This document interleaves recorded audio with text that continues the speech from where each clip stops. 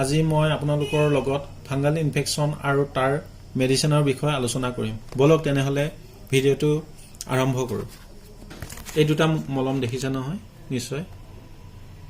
এই দুটা মলমৰ বিষয়ে আপোনালোকক ভিডিঅ'ৰ যোগেদি সকলো বুজাই দিম, আপোনালোকে চাই থাকক। এই মলমটোৰ নাম হৈছে ডেৰুবিন।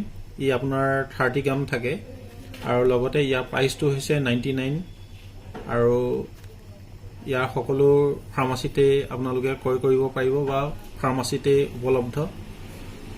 আৰু তাৰ লগতে মই এইটো থৈ পেলাই আকৌ এইটো আপোনালোকক তাৰ নামটো কৈ দিছোঁ। লেবৰডাম OC 15 গ্ৰাম থাকে আৰু লগতে ইয়াৰ প্ৰাইচটো হৈছে আপোনালোকে দেখিছে 86। এইটো আপোনালোকে যিকোনো ফাৰ্মাচিতে আপোনালোকে পাই যাব আৰু ক্ৰয় কৰিব পাৰিব। এতিয়া আমি এই দুটা মেডিচিনৰ বিষয়ে ইউজ কেনেকৈ কৰে আপোনালোকক বুজাই আছোঁ। এই ডেৰুবিন ইয়াৰ ইউজৰ প্ৰণালীটো মই দেখাই আছোঁ।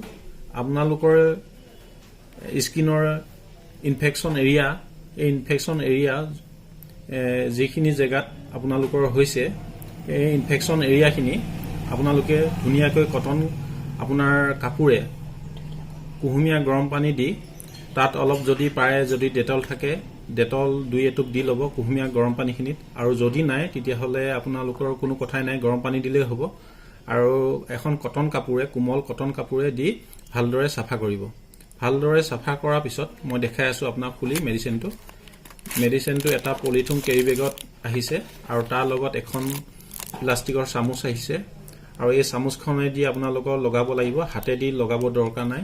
যোনখিনি ইনফেকশ্যন এৰিয়া, এই মলমটো লাহেদৰে আপোনালোকে গোটেই যিমানখিনি জেগা আপোনাৰ ইনফেকশ্যন এৰিয়া হৈছে আপুনি ভালদৰে লগাব। লগোৱাৰ পিছত আৰু একো কৰিব দৰকাৰ নাই।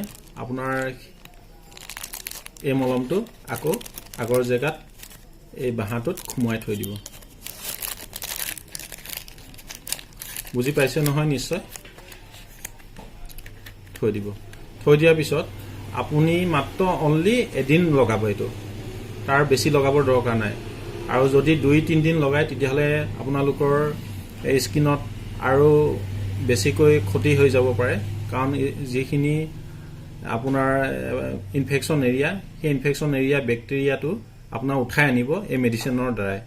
আৰু যদি বেছি লগায় তেতিয়াহ'লে অন্যান্য ইনফেকশ্যনো হৈ যাব পাৰে স্কিনৰ ওচৰৰ। সেইটো কাৰণে ইয়াক আপোনালোকে সামৰি থ'ব, মাত্ৰ এদিন লগাব। এতিয়া আমি 2 নম্বৰ মলমটোৰ কেনেকৈ ইউজ কৰে আপোনালোকক দেখাই আছোঁ।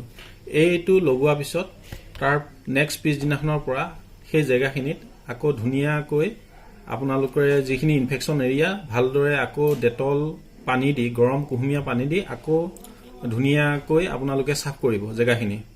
চাফ কৰাৰ পিছত এই মলমটো মই খুলি দিছোঁ ইয়াকো। এইটো আপোনাৰ মলম, তাৰ মুখনিখন ধুনীয়াকৈ খুলি যিখিনি ইনফেকশ্যন এৰিয়া বা খৰ বা বেচু হৈছে সেই জেগাখিনিত আপোনাৰ ভালদৰে লগাব। তেনেধৰণে আপোনালোকৰ মলমটো যিমান দিন যায় সিমান দিনলৈকে ইউজ কৰিব। ইউজ কৰাৰ পিছত আপোনালোকৰ যিখিনি ফাংগাল ইনফেকশ্যন হৈছিলে 100ৰ ভিতৰত 90% ৰিলিফ পাই যাব।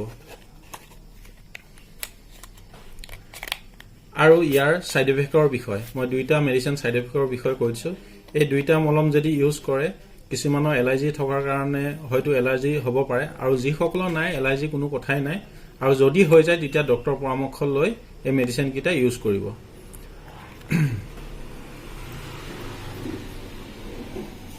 আপোনালোকক মই ভালদৰে দেখাই দিছোঁ এই মেডিচিনকেইটা, যাতে আপোনালোকৰ কোনো অসুবিধা নহয় ক্ৰয় কৰোঁতে। ভালদৰে নামকেইটা আপোনালোকে লিখিও থ'ব পাৰে, আৰু নহয়তো ভালদৰে কাৰোবাৰ যদি মনত থাকে হয়তো লিখিব দৰকাৰ নাই। আৰু যিমানখিনি যন্ত্ৰণাদায়ক আপোনালোকে পাই আছে এই বেমাৰটো, যাৰ হৈ আছে, আৰু সেইসকলৰ কাৰণে এই ভিডিঅ'টো মই বনাইছোঁ। আৰু বহুত কম খৰচতে আপোনালোকে এই দুটা মলম ঘঁহিয়ে 100% ৰিলিফ পাই যাব।